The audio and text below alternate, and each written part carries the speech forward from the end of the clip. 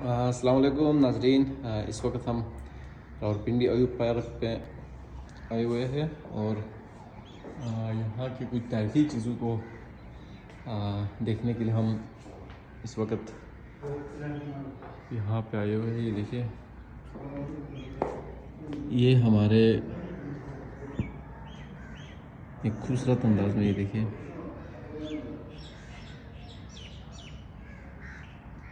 हाथी भी है, वो पुराने चीज़ें यहाँ पर रखे हुए हैं, टेंट भी है।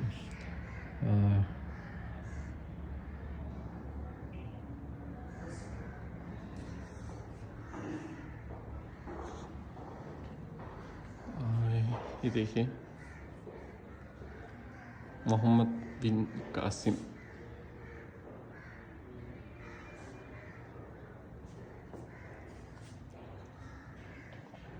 और अब अंदर जाते हैं, ये देखिए